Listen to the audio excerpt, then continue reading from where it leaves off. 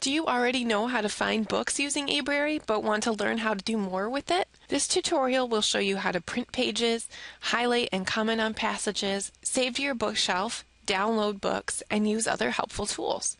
In order to use many of the features we'll be exploring today, you'll need to be signed into your ebrary account. This is tied to your JC username and password.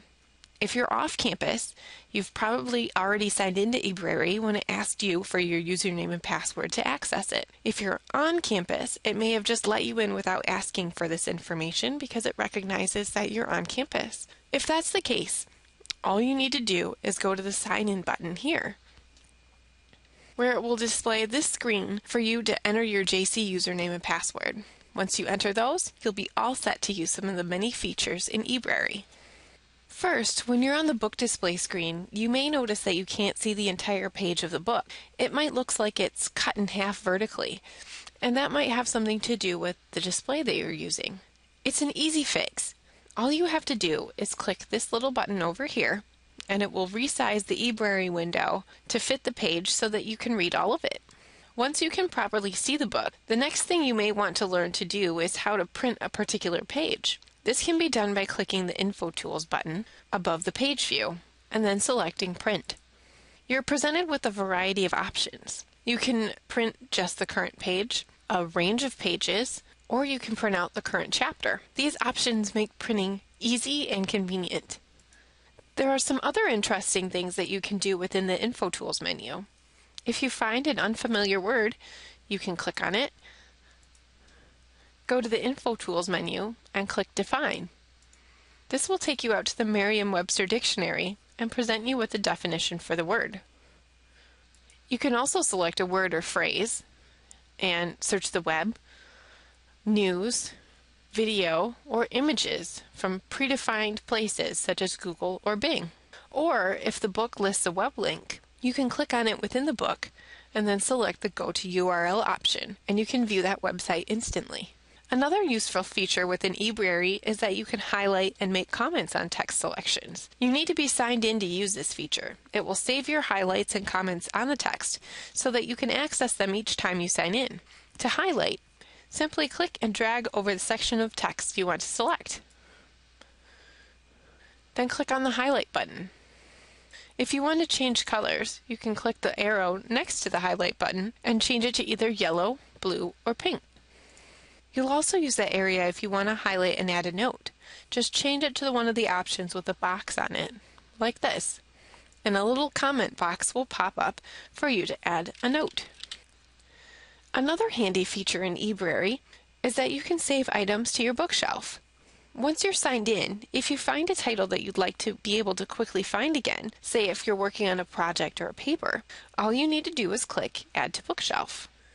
You'll see this button while you're looking at the list of books, or if you're working in another book, you'll also see it right next to the search bar if you haven't made any other highlights or notes on it. Books that you've made highlights to are automatically saved to your bookshelf. Once you click Add to Bookshelf, you'll get a little confirmation message here. Then, when you want to view the items on your bookshelf, just click on the Bookshelf tab above the search bar. You can also add folders to keep your bookshelf more organized if you want. Any books that you highlighted from, like I said, will be automatically added. So just visit your bookshelf if you want to see your highlights. Another thing you might want to learn to do is download a book from ebrary so that you can read it offline. To do this, go to the book that you want to download and click the Download button. You'll then see a variety of options. You can choose to make a PDF of the current chapter, and you can choose which chapter from this drop-down menu. Or you can choose to make a PDF of a custom range of up to 60 pages. You can keep these PDFs forever. There's no time limit on them. But if you want to download the entire book, there's a couple things to keep in mind. One, you can only have the book for up to 14 days. It's like you're checking it out from the library. You have to return it. 2, you will need to use Adobe Digital Editions to view and save the ebook. If you're on a JC computer, this program is already installed. If not, click the link here, which will take you to the website for digital editions. You'll want to click on the link to download Adobe Digital Editions, and then select the proper version. If you're running an Apple computer, you'll want to select Macintosh, and if you're running a Windows computer, you'll want to select Windows. It'll then download the installer, and you can go ahead and move on to installing the program and follow the instructions. Once Adobe Digital Editions has been downloaded and installed on your computer, you'll need to have an Adobe ID to view your downloaded ebooks.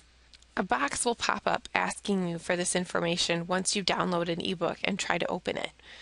If you don't already have an Adobe ID, you can create one.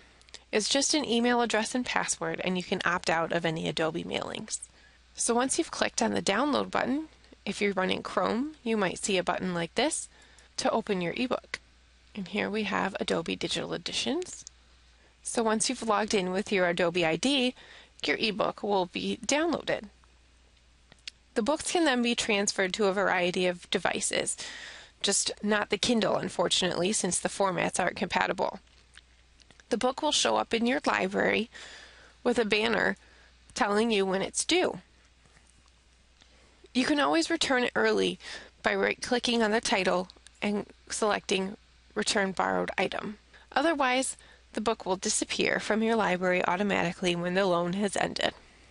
As you can see, there are all sorts of cool things that you can use to make ebrary an even more effective study tool. I hope this video has helped you better understand them. As always, if you have any questions, please ask your friendly librarians and library staff. We're always here to help you. See you next time!